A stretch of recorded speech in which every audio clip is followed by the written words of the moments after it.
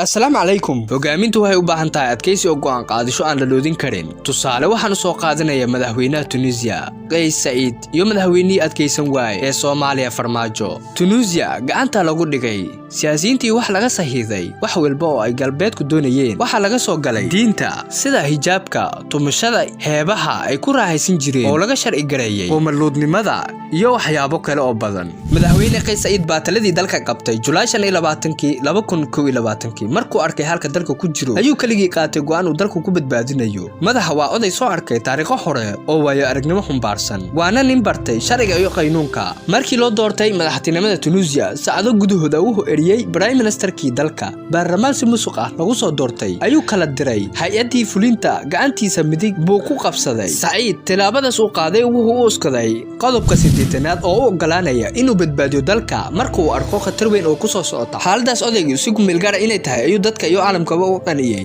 laakiin badbaadinta dal oo dhan waxay u baahan tahay waqti juhdi iyo nafoornimo sanad kadib July 25 2022 baarlamaanka Tunisia wuxuu ansixiyay qorshihii iyo sharciyadii uu ku soo shaqeeyay madaxweyne Saied shuruuda la ansixiyay waa badbaadinta Tunisia iyo madax kawinta reer galbeedka mu'aarad iyo qaa'imiin la baxay baarlamaanka u galay Saied isaguna sidii Farmaajo macaririne shutidu u qabtay wadaniin u soo halgamay dalka ayuu hukuumadda meelo badan u dhiibay ulmo ay daba socoto awoodii baarlamaanka ayuu isku soo wareejiyay isagoo soo saaray digriga 117aad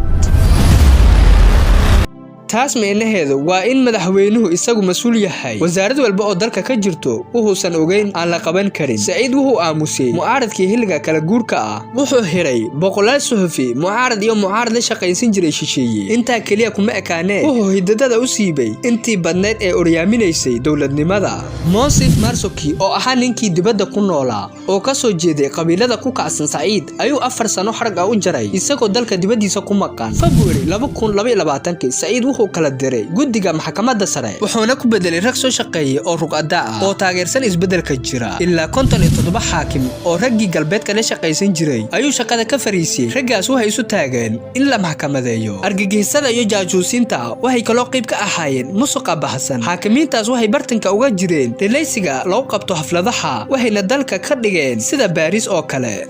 madaxweyne Kais Saied wuxuu ku guuleystay inuu Tunisia ku soo dabaalo jidkii islaamnimada iyo inaanan mujtamac loo horseedin gaalnimo Farmaajo iyo hiligiisii